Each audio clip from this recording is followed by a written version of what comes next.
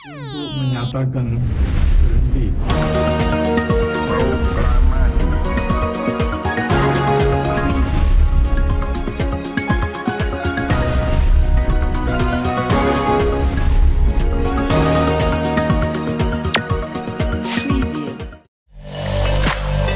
Di konteks AI ini ada namanya negara global north, jadi global utara, sama global south, global selatan.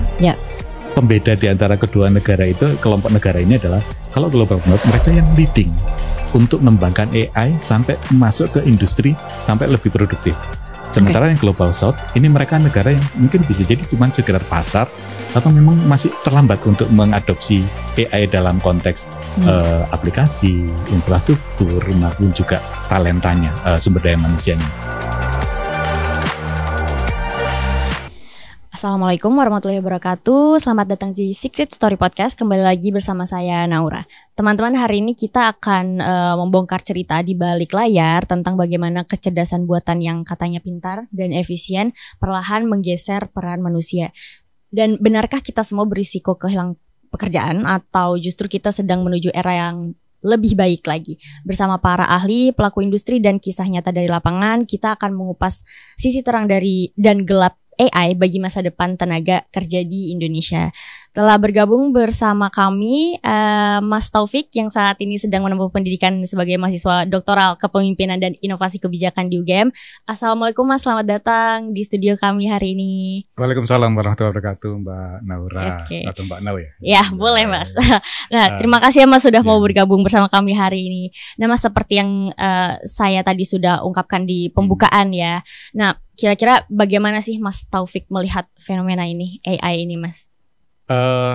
Ya Mbak Nau dan juga teman-teman ya. Jadi AI itu sesuatu yang tidak bisa terelakkan sekarang ini. Jadi hampir setiap hari itu kita udah nggak lepas dari istilahnya dengan AI. Hasil survei beberapa perusahaan terbesar ya, salah satunya kalau nggak salah ingat itu McKinsey itu tahun lalu kalau nggak salah itu hampir 79% itu kehidupan sehari-hari kita udah nggak lepas dari AI. Contoh misalkan, ketika Anda ditawarkan rekomendasi untuk jalur tercepat untuk mencapai titik tertentu, itu juga udah menggunakan AI.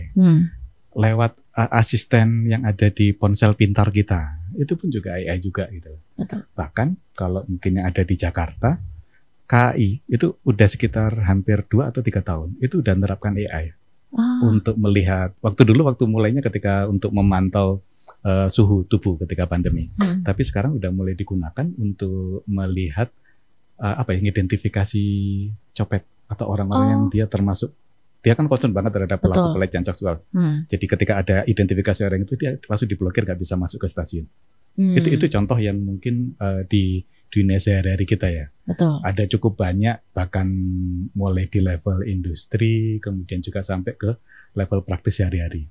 Bahkan sekarang kalau tanya anak SMP atau mungkin SMA, bahkan mungkin dalam 1 tahun lagi anak SD, ketika mereka ngerjakan tugas, mereka tidak lagi tanya ke orang tua, tapi bisa jadi mereka tanya ke Gemini, ChatGPT dan sebagainya. Untuk gambar aja kemarin kan Lebaran kemarin udah cukup banyak yang pakai istilahnya ada tren Ghibli atau Ghibli ya, Ghibli, itu adalah pemanfaatan AI yang dari sehari-hari. Tapi memang gini, di sisi perusahaan yang digunakan untuk produktif itu memang masih separuhnya gitu ya, yang digunakannya mungkin sekitar 30%-an. Dan tapi secara nyata fitur yang ada bisa jadi 2 tahun yang lalu ada rilis bahwa fitur yang dikembangkan pakai AI itu sudah mencakup hampir 70 sekian persen gitu ya dari kehidupan sehari-hari kita gitu ya.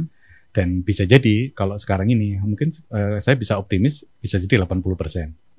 Kalau tadi ada kekhawatiran Mbak Nau, mungkin juga kekhawatiran teman-teman ketika ngelihat nanti ada pengaruh nggak ya ke tenaga kerja. Ingat, ini saya selalu percaya kepada salah satu pepatah Cina yang dia ngelihat bahwa di setiap krisis itu selalu ada 2 hal gitu ya, sama seperti kayak dua sisi mata uang. Selalu ada tantangan, tapi selalu ada peluang. Memang beberapa riset terakhir itu menunjukkan ada sekitar Tapi nggak terlalu banyak sih sebenarnya, 30 sekian gitu, 35 atau 37% dalam 2 atau 3 tahun ke depan banyak profesi yang akan digantikan AI. Ya. Yang sifatnya sekarang aja udah kelihatan kan? Betul. Misalkan Anda lebih banyak ke bank atau enggak sekarang? Enggak. Anda lebih banyak menggunakan yang di ponsel Anda. Aplikasinya itu adalah pakai AI sebenarnya. Anda lebih banyak ke restoran enggak sekarang? Enggak. Anda gunakan platform yang sekarang ada platform untuk pengiriman pembelian makanan, pengiriman apa dan sebagainya. Itu hampir sebagian besar di generate dengan ada memanfaatkan beberapa fitur, beberapa teknologi terkini pakai AI. Jadi itu yang memang nggak mau hal-hal yang seperti itu akan menjadi bagian dari keseharian kita. Betul. Tapi ingat peluangnya apa? Prediksinya mungkin sekitar 35% tergantikan, tapi hampir 2 kali lipat lagi muncul pekerjaan baru. Karena AI ini? Iya. Salah satu contoh yang sekarang memang butuh technical banget ya, butuh kemampuan tentang pemrograman dan sebagainya. Salah satu perusahaan AI yang terbesar valuasinya itu sekarang yang dia basisnya memang basisnya teknologi AI. Itu bukan lagi ChatGPT, bukan lagi Gemini dan sebagainya. Tapi perusahaan yang memang dia memanfaatkan peluang dari AI. Tugas dia perusahaan itu cuma ngasih tanda, ngasih coding, ngasih identifikasi bahwa ini termasuk image apa, ini termasuk apa dan sebagainya. Jadi perusahaan istilahnya kegiatan klasik dulu ada kalau misalkan ada orang perpustakaan yang ngasih klasifikasi itu. Itu sekarang jadi perusahaan yang mungkin cukup besar sekarang. Karena dia memanfaatkan AI itu. Mungkin bisa dicek teman-teman nanti bisa ngecek ada skill AI. Tugas dia adalah untuk ngasih identifikasi. Oh ini barangnya ini, termasuk ini, termasuk ini. Karena itu yang akan menjadi engine, jadi dasar penggunaan untuk semua AI. Kalau mungkin teman-teman agak bisa baca beberapa referensi, AI itu digerakkan oleh sungguhnya ada 6 penggerak AI. Jadi penopang utama. Yang pertama adalah data, big data. Betul. Kenapa AI baru bisa berkembang sekarang? Karena manusia baru bisa menciptakan kemampuan untuk memiliki storage yang besar dan bisa dipanggil secara cepat juga. Sekitar tahun 50-an itu AI udah berkembang. Tapi waktu itu komputasi belum kuat. Tahun 60-an jadi decline, jadi turun. Kemudian di tahun 70-an, 80-an juga mulai udah naik, tapi datanya masih belum mencukupi. Selain data, tapi waktu itu udah berkembang banyak pemodelan AI yang jadi salah satu penopang kedua. Jadi data, algoritma atau model AI. Yang ketiga, ini yang paling penting. Tahun 50-an, 60-an belum terlalu banyak berkembang infrastruktur digital. Kita belum punya yang namanya Google Search dengan storage-nya yang cukup besar. Datanya bisa dikurasi sedemikian rupa dan sebagainya. Sehingga tidak bisa diolah. Tidak bisa memunculkan kecukupan informasi bagi mesin yang namanya AI ini untuk bekerja, berpikir. Karena tujuan utama AI itu untuk berpikir, membantu orang berpikir, membantu orang menstrukturkan gagasan atau aktivitas, baru membantu untuk memilih, menentukan pilihan secara tepat gitu ya. Dan yang ketiga ini sebenarnya lebih ke soal pengaturannya, pengaturan AI. Di pengaturan AI ada perlu orang, karena kan nggak mungkin AI jalan sendiri. Kita nggak tahu ya nanti kalau misalkan 20 atau 30 tahun lagi. Tapi saya nggak yakin dalam waktu dekat akan muncul AI yang otomatis. Betul. Itu masih butuh waktu sekitar 30 tahun. Karena apa? Mungkin bisa jadi 20-30 tahun lagi bisa jadi. Karena secara faktual kecepatan internet kita masih 5G, belum terlalu merata juga. Kalau nanti udah merata, ya tinggal nanti bisa jadi ada orang yang berpikir sendiri. Orang cuman diem aja, AI-nya yang suruh berpikir nanti. kemudian juga pengumpulan storage, pengumpulan pusat data itu belum terlalu cukup besar juga. Dan istilahnya sekarang ini kan pusat data cukup mahal ya, tidak terjangkau. Tapi nanti kalau semakin teknologi semakin lebih murah, itu AI akan banyak berkembang. Tapi jangan khawatir, Anda tetap akan bisa bekerja. Caranya dengan apa? Memunculkan nanti akan ada pekerja baru. Sama seperti sekarang. AI sekarang ini kan masih berkembang ke apa ya? Nyebutnya sebagai namanya AI generatif ya, atau multimodal. Yang paling sering digunakan kan kalau Anda menggunakan Gemini, kemudian ChatGPT, OpenAI atau yang sejenisnya, kan digunakan untuk bikin teks, ngolah jadi gambar Gambar. atau bahkan juga sampai kalau ngolah video. Itu masuk AI generatif yang dia memang tujuannya untuk membuat sesuatu dan kemudian dalam bentuk media yang beragam. Itu AI multimodal. Nanti ke depan bisa jadi yang akan muncul itu adalah AI yang mungkin sifatnya model kayak apa ya istilahnya, lebih bisa berpikir sendiri. Otomatisasi dan sebagainya itu nanti akan berkembang di situ. Tapi tetap mereka masih butuh yang namanya kalau di istilah di teman-teman di dunia AI nyebutnya sebagai pilot. Pilotnya itu tetap manusia. Tetap manusia. Ada yang tetap bisa ngontrol gitu ya. Iya, tetap ada yang ngontrol dan dia tetap menjaga. Oke. Nah, Mas, berarti kan dari tadi pandangan Mas Taufik bahwa memang AI itu sebenarnya sudah hampir berkembang ke seluruh penjuru dunia meskipun belum merata ya Mas ya, khususnya di Indonesia. Nah, tetapi Mas, gimana sih tren global adopsi AI ini mempengaruhi pola kerja? Kalau tadi kan lebih general ya Mas ya, ke Mas ngejelasinnya ke kerjaan juga, terus ke kehidupan sehari-hari juga kayak gitu. Nah, dan bagaimana sih situasi ini tercermin di Indonesia? Apakah sudah jelas gitu Mas? Di Indonesia 2 tahun yang lalu kalau nggak salah saya pernah baca Kompas, dia merilis tentang hasil riset yang berkaitan dengan penggunaan AI. Itu total mungkin tapi masih sekitar 20%-an gitu ya, digunakannya untuk membantu apa aja. AI digunakan biasanya untuk di industri. Jadi memang menggeser kerja yang dulu kan kalau di industri yang skala besar misalkan untuk nyortir itu kan butuh orang banyak. Tapi dengan AI dimasukkan dengan dimasukkan ke modul yang di mesin, akhirnya itu muncul lebih mudah. Betul. Otomatis akan menggeser orang-orang ini. Tapi orang-orang ini pun dikemanakan? Mereka juga di upskilling. Beberapa industri, beberapa komunitas, bahkan juga pemerintah itu mulai meningkatkan supaya mereka bisa bersanding memanfaatkan itu. Ada cukup banyak pelatihan. Tapi memang pada akhirnya kan kalau kita bicara soal bagaimana AI itu hadir di dunia kerja, sekitar 30% pekerja itu terbantu banget loh dengan AI. Terutama kalau kita ngelihat, kalau saya ngelihat yang di lingkungan sekitar saya, kebanyakan pekerja kreatif, dia terbantu untuk AI. Karena apa? Dulu kalau misalkan dia melakukan riset, itu harus keliling ke beberapa tempat dan sebagainya. Sekarang lewat AI, dia bisa jadi dalam waktu 10 menit, bahkan kurang dari itu, dia bisa dapatkan beberapa. Cuman perlu dikonfirmasi lagi karena kan selalu ada bias. Ini kan ya. Makanya untuk meminimalisir bias ini butuh yang tadi namanya pilot tadi, orang tadi. Yang dia bisa mengkonfirmasi itu. Gitu. Nah, yang kedua, kalau kita ngelihat bagaimana pengaruhnya ke pekerjaan atau mungkin juga masa depan pekerjaan di Indonesia,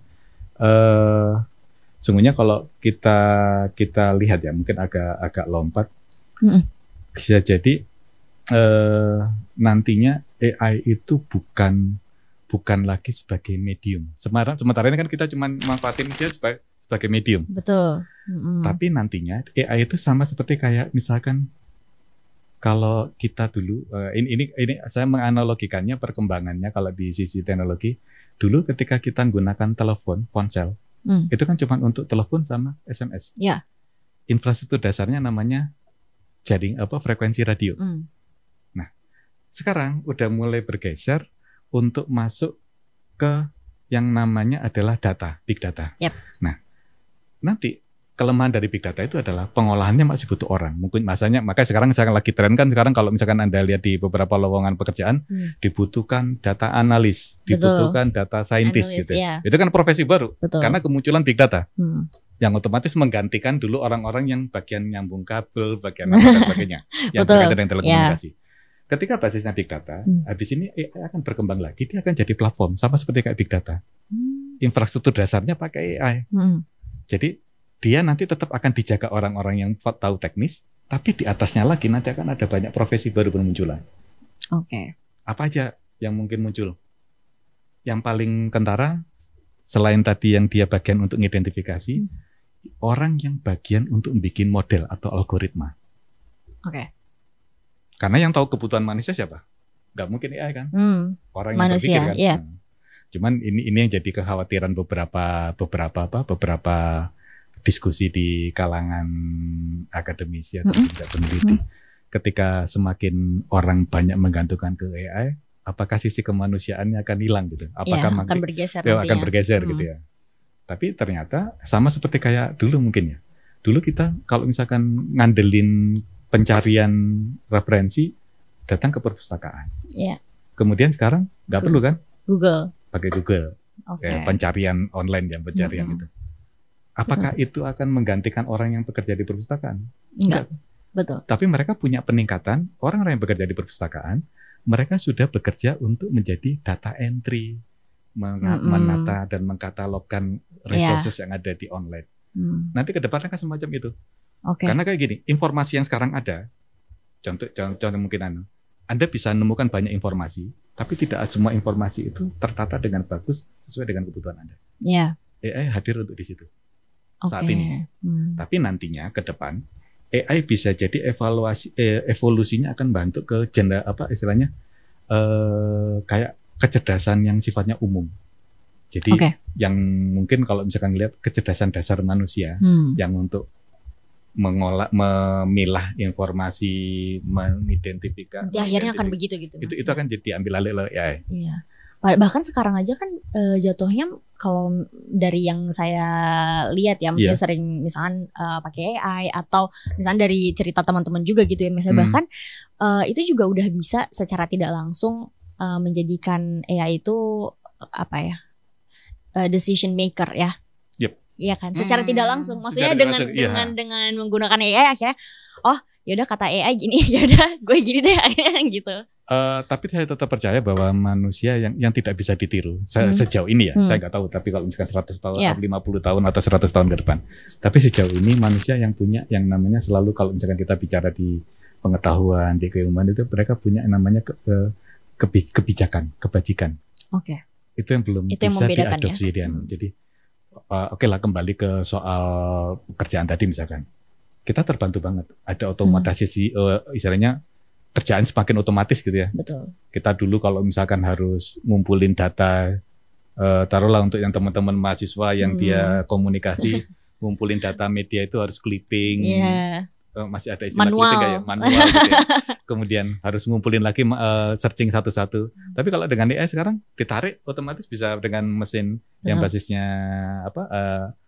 NLP, natural language atau apa dan sebagainya itu udah bisa ditarik dengan cepat juga. Betul. Dengan waktu yang hampir 1/10-nya bahkan 1/100 dari yang dulu kita butuhkan. Bahkan di bawah sejam. Iya, di bawah sejam gitu kan diadanya. Kemudian tapi memang gini, saya yang agak juga mikir, tapi ini untuk jadi posisi yang sifatnya warning saja ya, tapi jangan terlalu banyak khawatir. Di tahun 2024 memang ada kerentanan di sektor yang sifatnya formal. 56% kalau data dari BPS, kemudian 2-3 juta pekerja juga berisiko tergantikan gitu ya kalau data dari Bank Dunia. Nah, cuman kalau kita ngelihat secara faktual, ketika mereka tergantikan selalu muncul ada alternatif pekerjaan baru lagi kan? Mereka nggak akan berhenti. Dan juga muncul misalkan, ternyata ketika ada AI semacam ini, contoh misalkan petani dia digantikan oleh AI untuk nyiramnya, dia bisa lebih produktif lagi kan? Mereka bukan hanya diam kan, tapi mereka bisa mengembangkan variasi, menciptakan kerjaan yang lain lagi, menciptakan produk yang lain lagi, nanam produk yang lain lagi. Itu yang kehebatan manusia karena tadi dia bisa kebajikannya dia, jadi berpikir lebih. Berarti Mas kalau lah misalnya tadi kan ada data yang menunjukkan bahwa ada yang bergeser, ada juga pekerjaan baru yang muncul misalnya gitu kan. Tapi dengan adanya hal ini, apakah jadinya nanti ada kesenjangan dalam pekerjaan itu sendiri, Mas? Misalnya dalam satu industri gitu, ataukah justru ya udah bersanding saja gitu, Mas? Kesenjangannya sebenarnya kesenjangan sama seperti kayak dulu di tahun 2000 dari tahun 2000-an. Dulu ada kekhawatiran bahwa orang-orang yang menguasai informasi dia akan menguasai dunia. Jadi dulu dari informasi ya. Ketika kita ngelihat sekarang hampir sekarang udah 2025 ya, udah seperempat dekade gitu ya, seperempat abad gitu ya. Anda bisa lihat orang yang bisa bertahan, orang yang bisa berkompetisi, memang dia yang punya dua hal. Satu, dia paham informasi dan kemudian dia punya akses informasi, dia bisa ngelola dan mengoptimalkan informasi itu. Sama seperti AI ini nanti bisa jadi, karena dia cuma sekedar tools gitu. Oke. Kalau sekarang ini, tapi pada akhirnya nanti tools ini akan semakin berkembang, orang akan membutuhkan tingkat kecerdasan baru yang mungkin bisa jadi lebih dari AI. Talentanya, misalkan contoh kayak gini, ya kalau sekarang orang butuh data science, tapi data science sekarang beberapa sudah mulai banyak fitur, karena gini.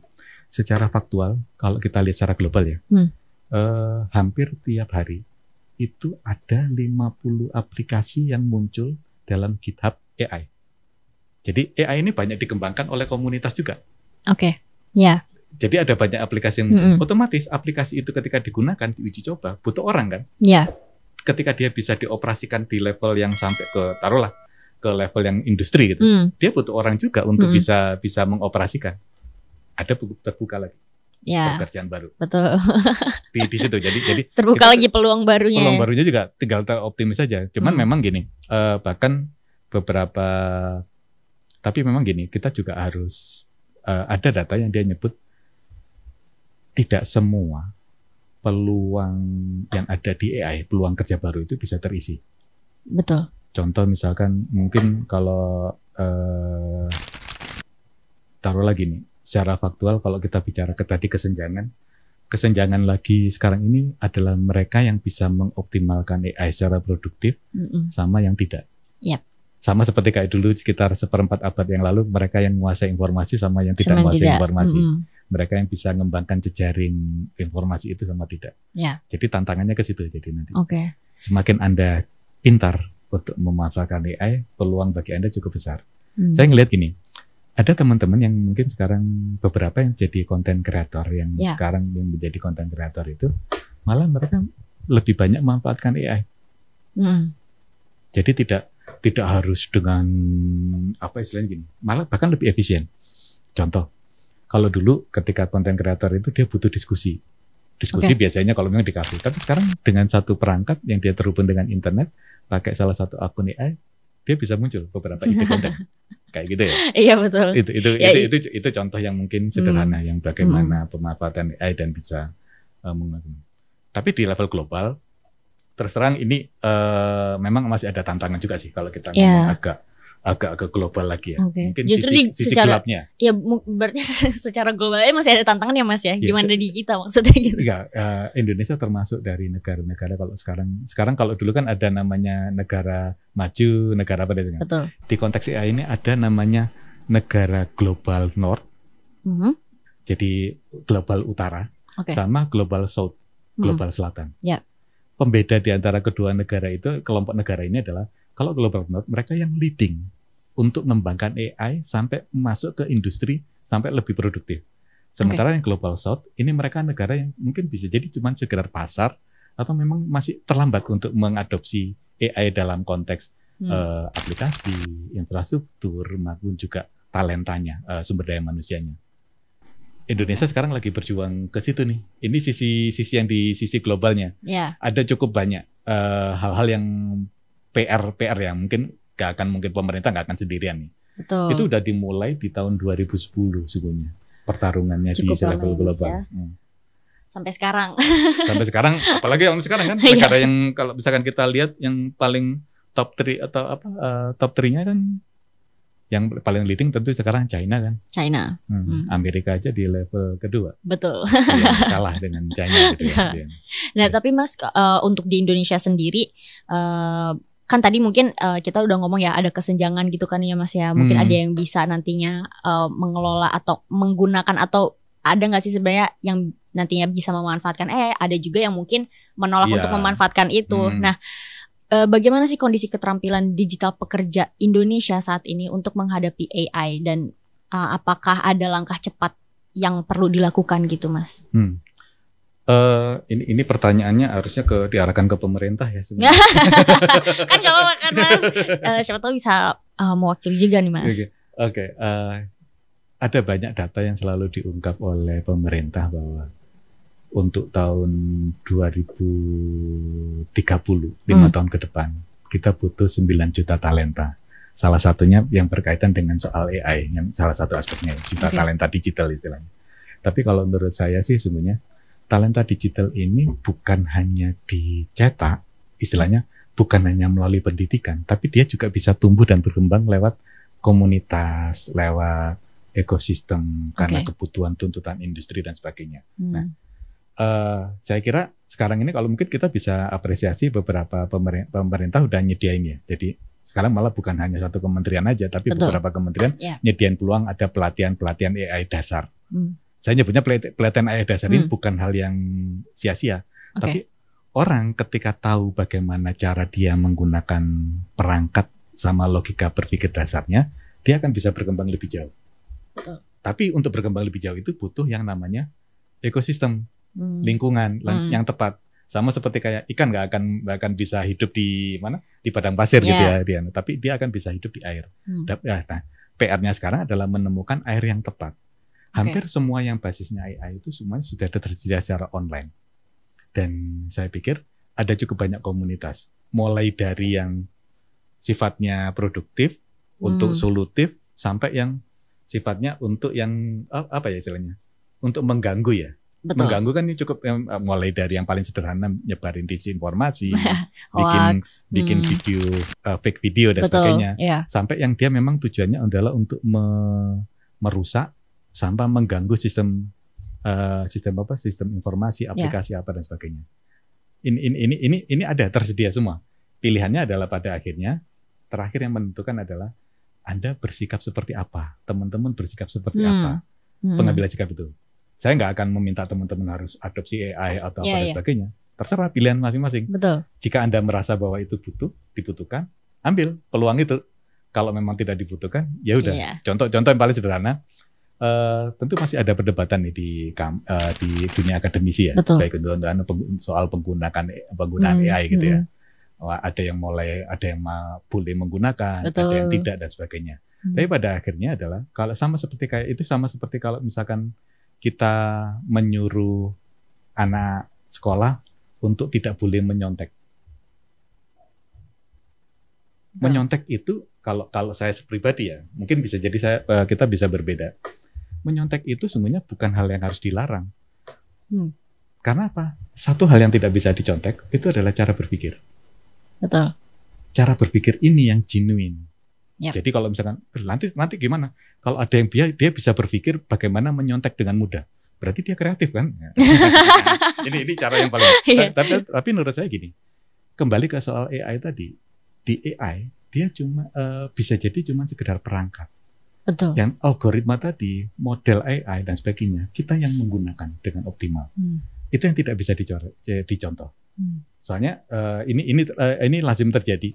Anda mungkin sekarang kalau sekarang dulu waktu ketika masih sering ponsel pasti pakai pulsa dan sebagainya, kirim pulsa dong, bagi pulsa dong. Iya, benar. Kemudian ketika sekarang ada dan sebagainya, Anda mungkin bisa jadi share like-nya dong dan sebagainya.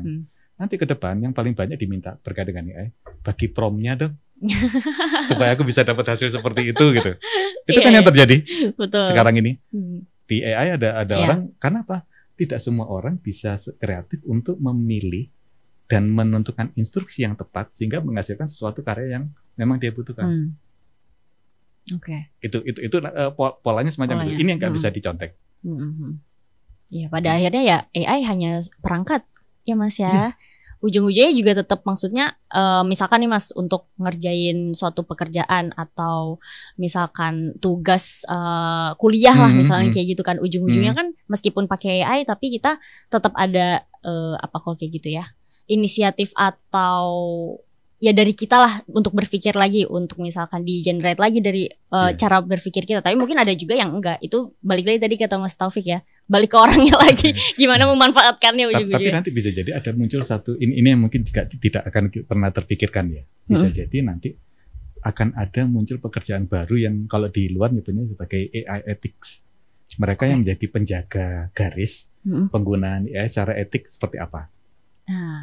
Itu nanti bisa jadi muncul satu profesi baru lagi nanti yang menjaga itu. Sekarang yang untuk nandai supaya bisa diolah dengan AI aja sudah ada. Berarti nanti kan ada yang menilai, itu kan dari hulunya ya. Ada yang menilai dari hasil akhirnya nanti. Itu yang akan menilai. Itu profesi baru. Ya, itu tapi berarti sebenarnya apakah penggunaan AI ini maksudnya untuk sebagai sumber informasi gitu ya Mas ya? Apa itu masih bias Mas atau gimana? Ini kalau kita ngelihat hampir semua informasi yang tersebar itu pasti akan mengandung bias. Persentase proporsinya akan beda. Di AI, apalagi yang sifatnya itu berkaitan dengan soal kebiasaan penggunanya, biasnya akan jauh lebih besar. Itulah kenapa ketika kita menggunakan AI, kita bisa ngelacak kok kalau misalkan. Tapi ini pengalaman saya mencoba untuk ngamati di penggunaan AI. Beberapa yang fiturnya sifatnya gratis dan kemudian Anda tidak membuat prompt yang spesifik dan juga profil yang spesifik, Anda akan mendapatkan hasil yang cenderung seragam ketika di penggunaan yang kelipatan 10. Saya nggak tahu nih apakah ini sekitar 3 bulan yang lalu. Jadi di antara ke-10 percakapan yang Anda gunakan untuk membahas tema yang sama, itu kan selalu akan muncul pengulangan di yang ke-11. Iya. Biasanya kayak gitu. Ini yang pakai di gratisan ya. Tapi saya yakin yang pakai berbayar pun juga nggak jauh beda. Itulah kenapa di sini butuh orang yang kreatif untuk melihat setelah 10 percakapan harusnya arahnya kemana. Yaitu mereka menyebut ada profesi baru namanya prompt engineer. Orang yang bisa mengkreasikan perintah, cara ngomong dengan makhluk yang namanya AI ini. Oke.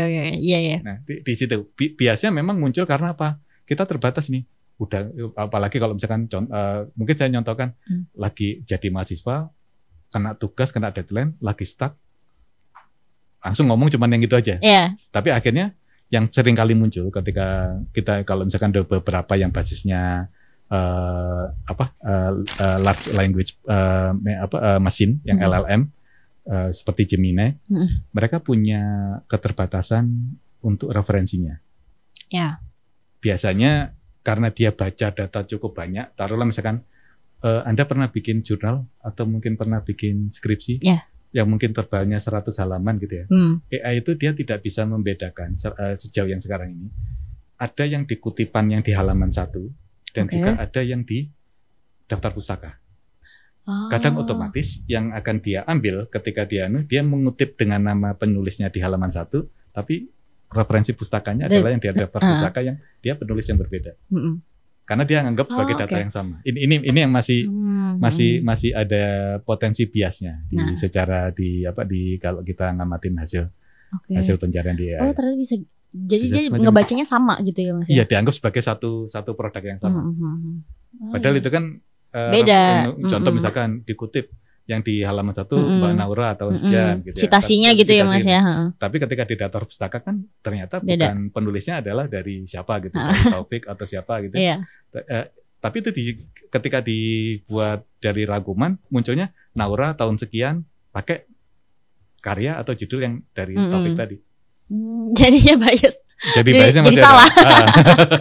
Itulah butuh yang namanya pemeriksaan ulang tadi, butuh orang yang mencoba untuk melakukan review. Bisa jadi nanti jadi peluang bisnis baru, bisa jadi. Bisa jadi Mas. Nah Mas, ada juga sih yang kita mau tahu ya Mas ya. Gimana kalau misalkan di dalam industri media gitu Mas, bagaimana dengan AI nanti? Maksudnya kan kita bisa lihat di era digital aja kan kita udah susah payah nih ya industri media. Nah kalau misalnya dengan AI nanti gimana nih Mas kalau dari Mas Taufik? Bergantung mau ngambil terang atau gelapnya. Iya, boleh Mas. Terangnya gimana, gelapnya gimana juga. Kalau sisi terangnya yang jelas media itu akan semakin apa istilahnya?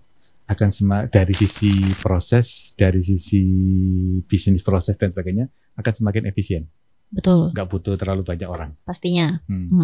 Yang dan kedua, produknya kalau kita ngomong hasil akhir dari institusi media itu misalkan dalam bentuk berita, dalam bentuk apa, itu akan diproses lebih cepat. Jadi kalau dulu dengan orang itu akan butuh waktu 2 jam gitu rata-rata untuk nulis, untuk produksi apapun. Tapi kalau sekarang bisa jadi cuman kurang dari 5 menit atau kurang dari setengah jam. Iya benar sih. Itu sisi terangnya. Tetapi ada sisi buruknya pada kasus yang sama juga. Okay. Masih berkaitan dengan bias yang dari produk dari AI tadi.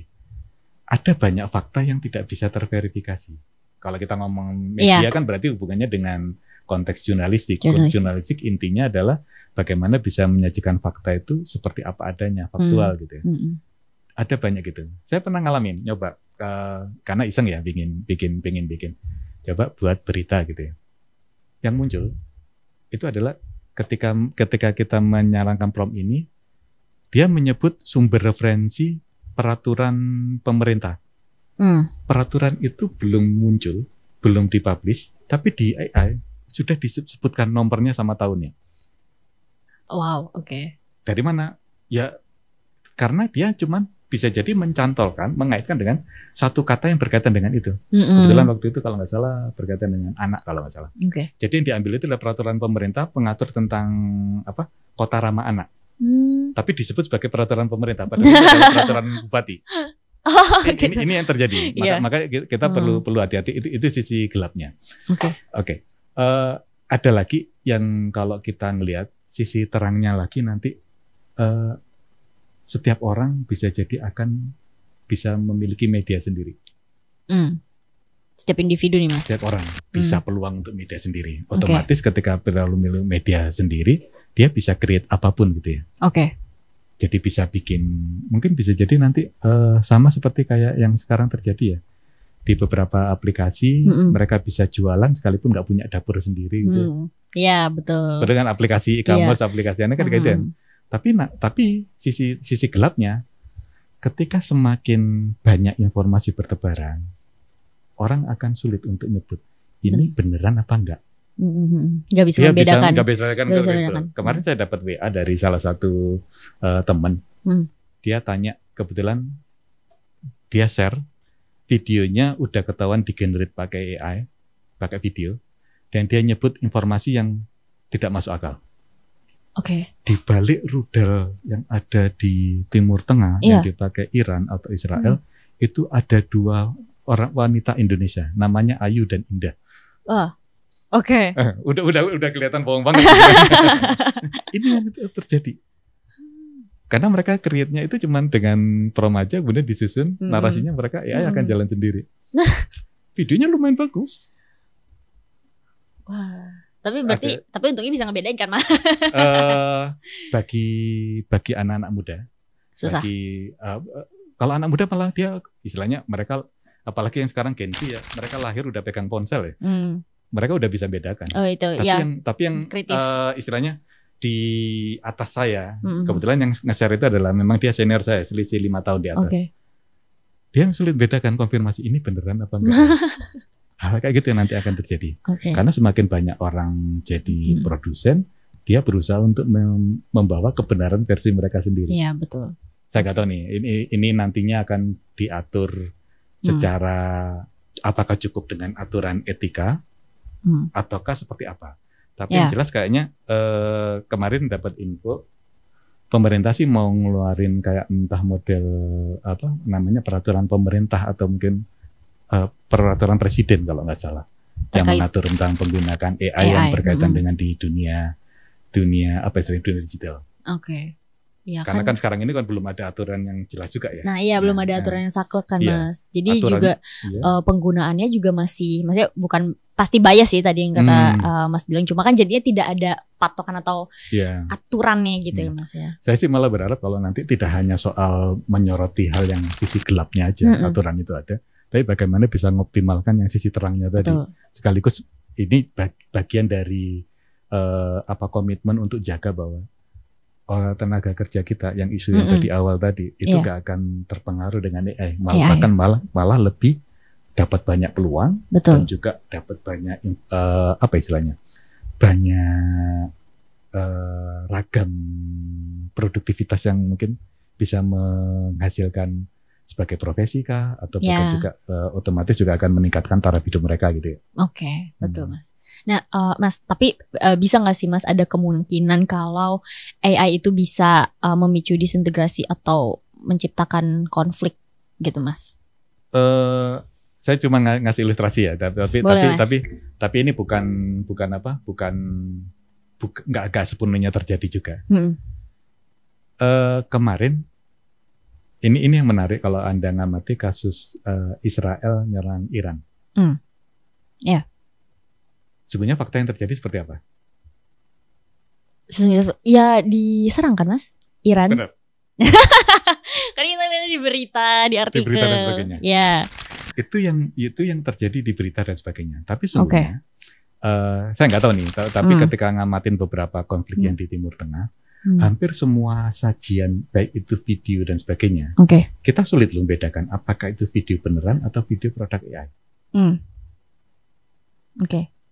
Video serangannya itu video ya. Serangan dia mencapai satu lokasi tertentu dan sebagainya. Dan kalau melihat dari beberapa hasil bagaimana pemberitaan media, ada kesan beberapa media di Indonesia itu cenderung dalam tanda kutip untuk memenangkan Iran. Karena ada pasar. Orang-orang Indonesia yang dukung Iran itu ada cukup banyak. Sekalipun yang dukung Israel dengan malu-malu juga ada juga. Nah, pada akhirnya kita kalau melihat fungsi AI pada tataran tertentu sama seperti kayak fungsi media massa atau apa nih. Tergantung ke arah mana berpihaknya nih, tergantung digunakan kemana. Kalau ada yang menggunakannya memang untuk berpihak kepada kelompok tertentu atau mungkin negara tertentu dan sebagainya, ya akan digunakan propaganda ke situ. Betul. Jadi yang kalau saya ngelihat bukan AI-nya yang akan memicu konflik, tapi niatan untuk membuat propaganda itu yang memicu konflik. Tetap ke situ. Menggunakan AI. Posisinya di situ. Ya. Nah, berarti Mas kita balik lagi nih Mas ya ke masalah pekerjaan. Kalau misalkan dengan munculnya pekerjaan baru karena AI ya, karena memanfaatkan AI. Nah, ada nggak Mas kemungkinan tekanan psikologi dan produktivitas pekerja? Atau bahkan mungkin misalkan jadi menurun produktivitasnya kah karena efisien dan efektifnya, saking efektifnya lah menggunakan AI ini, atau gimana Mas?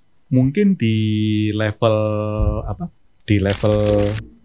yang industri skala besar bisa jadi akan ada, saya nyebutnya bukan penurunan produksi ya, tapi memang dia tergantikan. Tapi otomatis dia akan punya peluang untuk pilihannya adalah dia akan menambah kualifikasi dia, kompetensi dia, ataukah dia malah keluar dari lingkaran kerjaan itu. Contoh misalkan, sekarang misalkan ada perusahaan di Cikarang, kebetulan dia udah nggak membutuhin lagi pekerja untuk bagian nyortir karena itu sudah otomasi pakai robot, pakai AI, sehingga dibutuhkan. Dia otomatis di PHK kan. Tapi ketika di PHK, mereka kan juga cari peluang kerja yang lain juga kan. Betul. Atau mungkin juga ada yang memang dia qualified, malah ditawari, kamu akan jadi supervisor mau nggak? Tapi harus ada pendidikan kayak gitu. Cuman memang kalau kita ngelihat dari sisi kuantitas, akan ada sortir orang-orang yang memang dia tidak kompeten. Iya betul. Tapi sisi kualitas kan dia menaik gitu. Ini ngelihat di sisi terangnya. Sisi gelapnya saya pikir kalau kita ngelihat ya memang kalau dari sisi jumlah akan banyak orang yang ter-PHK, orang yang dia bisa ini. Cuman mereka juga bisa peluang juga membuat gini. Saya nggak tahu nih. Kemarin kebetulan saya jalan-jalan ke Senen, di kawasan Senen. Di situ kan cukup banyak toko ya yang dia jualan produk mulai dari baju, kacamata, dan sebagainya. Tahu apa yang dilakukan mereka? Mereka tidak jualan langsung karena di situ nggak ada pengunjungnya sama sekali. Yang datang cuma orang yang kulakan grosiran. Tapi mereka jualan live. Nah, live-nya ini saya pikir kalau mereka dikasih tahu sedikit aja. Kalau mau bikin konten gunakan AI. Jam berapa yang paling bagus dan sebagainya. Contoh misalkan mereka diajarin bikin prompt, bikin konten jualan baju pre-love yang bisa dengan nada kocak misalkan. Apa yang bisa muncul misalkan? Anak-anak sekarang pasti akan tertarik kan misalkan baju ini pernah aku pakai ketika waktu sayang-sayangnya dengan mantan. Sekarang dia udah pergi, bajunya nggak akan tak relakan ke kamu. Size-nya M, harga segitu doang kok, lebih murah dari perasaanku ke dia gitu. Itu bisa. Ini hasilnya yang tadi saya ceritakan. Saya tadi sambil nyoba untuk munculin bagaimana cara konten jualan begitu. Nah, mereka kan tertarik kan di situ. Dan sekarang yang menarik, ini terjadi juga. Kenapa kok saya kemarin jalan-jalan ke Senen? Karena anak saya Dia minta beliin kacamata. Taunya dari mana? Dari media sosial. Ya. Ada promo kayak gitu. Betul. Kan? Itu sambung berarti kan? Betul. Tapi sekalipun antara baju sama kacamata enggak. Cuman itu menunjukkan bahwa bagaimana ada peluang yang bisa dimanfaatkan ketika kita manfaatin AI. Bisa menarik banyak orang. Menarik untuk melihat konten bahkan sampai membeli. Jualnya di situ. Itu kalau ini. Cuman kalau misalkan kita tanya dalam sisi di level nasional, perhitungannya mana yang kalau kita bicara formal sama informal, sekalipun ini wilayah di pemerintah, terus terang AI akan menyetarakan peluang bagi pekerja informal untuk dia mendapatkan lebih. Repotnya kalau nanti, tapi ini kekhawatiran saya. Moga kekhawatiran Mas. Ada orang-orang yang industri besar, dia berusaha untuk masuk ke yang informal itu, yang UKM, dan manfaatin AI. Betul. Pada akhirnya nanti kan kesenjangan tadi. Kesenjangan lagi. Sempat Mbak Nau sampaikan soal bagaimana penguasaan sumber daya, penguasaan talenta dan sebagainya. Lebih banyak di industri besar ini yang bisa mencaplok atau mengambil alih yang dikerjakan oleh MKM. Betul. Ini fakta ya, jika banyak terjadi kan. Beberapa lini usaha UMKM itu tergerus gara-gara ini. Beberapa yang pekerja formal pun juga karena saya bukan berarti anti industri besar, tapi menunjukkan bahwa fakta menunjukkan banyak industri besar itu dikembangkan dari ide yang dari UMKM kadang. Betul. Dan akhirnya menggantikan itu. Tapi canggihnya di Indonesia, UMKM juga kreatif munculin pendekatan baru lagi kan. Ada aja ya Mas caranya, strateginya. Itu sama seperti kayak misalkan kita ngelihat apa istilahnya, konsep evolusi ya. Yang bertahan, ya yang mereka memang benar-benar kuat, benar-benar tangguh gitu ya. Yang struggle juga ya Mas caranya. Oke. Nah Mas Taufik, mungkin ini yang terakhir yang mau saya tanya nih Mas. Ada nggak sih Mas menurut Mas Taufik konsep yang realistis untuk masa depan tenaga kerja di Indonesia gitu? Apakah nantinya ya dengan ada AI ini, apakah manusia dan mesin bisa benar-benar saling bersinergi, bisa saling kerjasama gitu Mas? Saya belum bisa merumuskan biarlah kebetulan pemerintah pun juga sekarang lagi ngerumusin peta jalan dan juga ngerumusin banyak kebijakan yang berkaitan dengan itu. Tapi kalau saya ngelihat pada akhirnya soal apa ya, di paling dasar yang bisa dilakukan oleh teman-teman, oleh setiap orang, itu adalah soal penyikapan. Sama seperti kayak Anda kalau dulu AI itu yang dia ketika dia menjadi sebuah infrastruktur, bergantung kita mau gunakannya kemana. Sama seperti kayak misalkan ponsel pintar, sekarang Anda lebih banyak gunakan kemana? Untuk sosmed, nonton drakor, nonton dan sebagainya gitu ya. Itu. Tapi ada nilai lebihnya kan sungguhnya. Betul. Ada. Anda bisa jualan di situ, Anda bisa nggak harus punya produk sendiri. Anda harus bisa sekedar jadi dalam tanda kutip makelar digital gitu ya. Bisa produktif ya. Bisa produktif, ada juga di sana. Pada akhirnya pilihannya di situ. Ini yang paling bisa dilakukan oleh setiap orang. Anda kan bikin dari mana? Cuman pada akhirnya akan lebih bagus kalau itu dijalankan bareng-bareng. Dalam artian Anda saling bertukar informasi di sebuah komunitas, sebuah ekosistem. Kalau enggak, sustainability, istilahnya keberlanjutannya nggak akan bisa ada garansi gitu ya. Betul. Yang kedua, Anda melihat AI ini jangan cuma terbatas di Indonesia. Peluangnya terbukanya adalah ketika Anda melihat bagaimana perkembangan di luar, ketika Anda tahu pertama kali, Anda punya peluang untuk bisa mengembangkan bisnis itu di Indonesia kalau itu belum ada. Saya kemarin challenging beberapa teman-teman mahasiswa, bisa nggak membuat satu proses bisnis atau mungkin peluang bisnis lagi yang kayak yang tadi tuh bagian nandain data yang supaya bisa diolah pakai AI, tapi yang jauh lebih dasar lagi. Betul. Challenge-nya di situ. Jadi kata kuncinya adalah talentanya ada dua yang perlu Anda kembangkan. Kemampuan dasar untuk menguasai itu, keterampilan. Dan yang kedua adalah kreativitas. Dua hal ini yang tadi tuh nggak bisa dicontek, dia nggak akan bisa ngalahkan ini. Dan yang terakhir pertimbangan tadi yang saya garis bawahi, kalau Anda memang jadi pekerja yang memang bisa, Anda juga harus bijak. Betul. Tahu kapan momentumnya bisa manfaatin itu. Bisa memilah juga ya, Mas. Oke. Kalau di level yang mungkin agak global sih sesungguhnya pada akhirnya contoh gini misalkan, ketika Anda sudah bekerja sekarang ini dan Anda berada di industri, manfaatin AI untuk hal-hal yang mungkin sifatnya bisa support ke karir Anda dong. Betul. Ya. Ini realistis ya, sama seperti kayak misalkan saya juga nyaranin dari bahkan kalau misalkan lagi diskusi dengan teman-teman di kampus pun, ketika ngomong tentang metode penelitian atau teori, buka AI. Apa kata AI? Tapi ngajarin mereka untuk menggunakan AI, kemudian mengkonfirmasi apakah yang disampaikan itu benar, mana salahnya. Jadi kita juga cross check juga kan, Mas. Nah, cara itu yang coba dikembangkan. Jadi nanti ke depan basis ekonominya bisa jadi bukan AI, karena AI cuma infrastruktur. Ya. Tapi basis ekonominya nantinya bisa jadi ekonomi apa ya istilahnya? Ada yang nyebut sebagai apa? Data ya, itu ekonomi data ya. Sekarang ini sudah mulai berkembang sih. Oke. Coba dicek. Ada berapa aplikasi yang mengambil keuntungan dari kegiatan setiap orang untuk browsing produk atau mungkin nonton drama Cina, nonton apa dan sebagainya. Iya. Dalam kurun waktu kurang dari 1 tahun, sudah ada sekitar 10 aplikasi untuk platform nonton drama, mulai dari berbayar sampai yang gratisan. Namanya saya nggak bisa nyebutin satu-satu. Betul. Tapi itu yang terjadi. Ada banyak peluang di situ. Padahal dulu, Anda nggak bisa bayangkan kan, dulu yang ada sekitar, saya ke sini tahun 2016.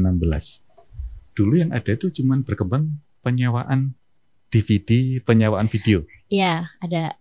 Sekarang karena semua orang sudah bisa banyak ponsel pintar, udah nggak ada. Dia cuma langganan aplikasi. Itu udah nggak ada lagi. Iya. Ya, sekarang ke depan, kalau kita ngomong ke depan, bisa jadi hitungannya bukan lagi 10 tahun, bukan lagi cuman hitungan dalam artian mungkin 5 tahun, bahkan bisa jadi lebih cepat dari itu. Iya. Peluangnya adalah, coba aja peluang. Toh hampir semua peluangnya basisnya AI sekarang itu bisa di-trial tanpa bayar. Iya. Contoh. Free trial ya Mas ya. Contoh ini contoh, teman saya barusan, dia kebetulan orangnya super iseng banget. Tapi saya nyebutnya super iseng, tapi sebenarnya dia sangat kreatif. Dalam waktu 3 hari, kemarin dia minta saya untuk nyoba uji coba 3 prototipe. Basisnya pakai Gemini. Dia ngembangkan AI.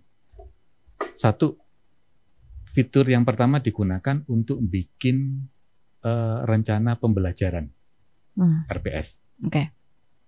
Kemudian yang kedua, dia digunakan untuk ngumpulin menjadi modul bahan ajar. Sama satu lagi kemarin karena mungkin dia ketemu ada pesanan dari bagaimana untuk membuat naskah regulasi. Anda bisa bayangkan? Iya. Itu peluang, dan kalau misalkan itu dibuat langganan, sekarang kan langganan cukup banyak juga ya. Itu betul.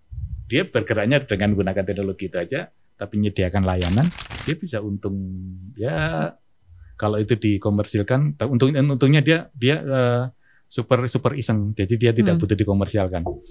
Kalau dikomersialkan bisa jadi kalau langganan dia 1 bulan 1 orang 1 akun itu bisa jadi antara 250 sampai 500 ribu. Ya, lumayan. Kalau bisa digunakan banyak, ini peluang dari itu.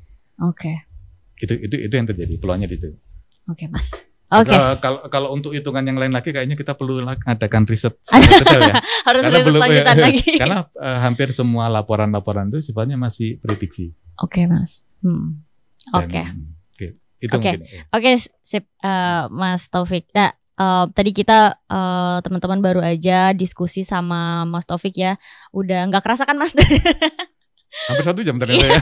Nggak kerasa kan tadi ngobrol-ngobrol terkait AI, terus perkembangannya gimana dan bagaimana sih sebenarnya peluang atau mungkin adakah sisi gelap dan sisi terangnya jika misalkan itu nantinya berkembang lebih cepat di Indonesia, itu seperti apa? Apakah itu akan berpengaruh ya Mas ya terhadap produktivitas pekerja kita dan sebagainya. Jadi teman-teman, dari semua dinamika yang kita dengar hari ini, di mana ada satu hal yang jelas, yaitu teknologi tidak pernah menunggu kita untuk siap, di mana AI adalah kenyataan yang sudah hadir ya, dan kita hanya punya dua pilihan, yaitu beradaptasi atau tertinggal. Semoga informasi hari ini bisa memberikan Anda perspektif baru untuk menyiapkan diri menghadapi masa depan yang serba cerdas. Sampai jumpa di episode berikutnya hanya di Secret Story Podcast, tempat di mana rahasia masa depan terkuak. Saya Ade Naura, sampai ketemu di cerita Secret Story Podcast lainnya.